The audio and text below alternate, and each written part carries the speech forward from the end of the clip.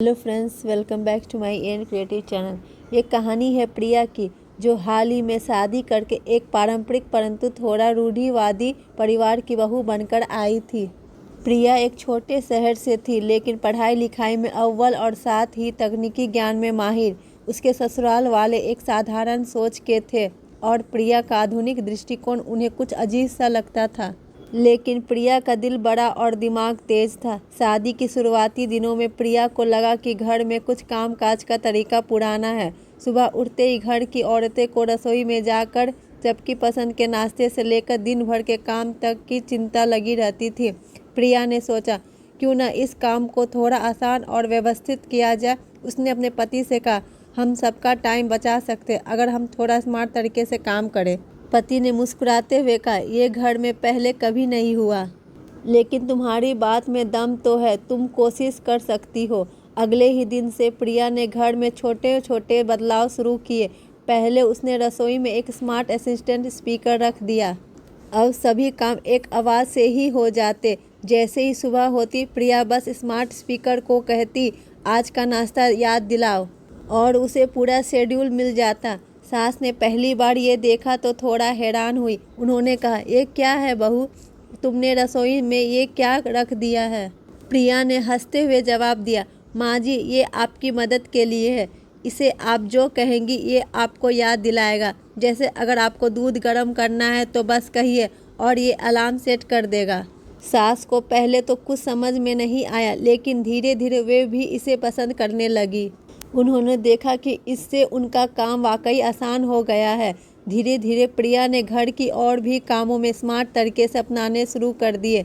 जैसे सुबह उठते ही सबको जगाने के लिए एक अलार्म सिस्टम लगा दिया। ये सिस्टम सबके कमरे में अलग अलग टाइम पर बजता था, ताकि हर किसी को अपने समय पर उठने में आसानी हो। अब प्रिया को सबको जगाने के लिए अलग से मेहनत नहीं करनी पड़ती थी। लेकिन सबसे बड़ा बदलाव तब आया जब प्रिया ने बिजली का बिल काम करने के लिए एक योजना बनाई। उसने पूरे घर में स्मार्ट लाइट लगवा दी, जो सिर्फ ज़रूरत पड़ने पर ही जलती थी और बाकी समय बंद रहती थी। एक महीने बाद जब बिजली का बिल आया तो सभी हैरान थे। बिल में पहले से लगभग आधा खर्च कम हो गया था। ससुर जी ने पहली बार प्रिया को तारीफ की और बोले, बहू, तुम वाकई बहुत समझदार हो। पहले तो हमें लगा कि तुम्हारे ये बदलाव बेकार होंगे, लेकिन देखो कितना फ़ायदा हुआ। ने धीरे से मुस्कुराते हुए कहा, पापा जी, अगर हम थोड़ा स्मार्ट तरीके से काम करें तो हम अपना समय और पैसा दोनों बचा सकते हैं। घर के बड़े बुजुर्गों को अब प्रिया की बातें समझ में आने लगी थी। वे भी उसके साथ इस नए तकनीकी बदलाव का लुत्फ उठाने लगे। एक दिन प्रिया की ननद ने उससे कहा, भाभी, तुम इतनी स्मार्ट हो कि मैंने कभी सोचा नहीं था कि घर में ये सब भी हो सकता है।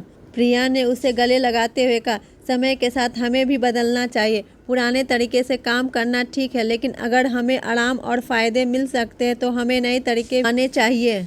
अब प्रिया सिर्फ घर की बहू नहीं, बल्कि पूरे घर की प्यारी बन चुकी थी।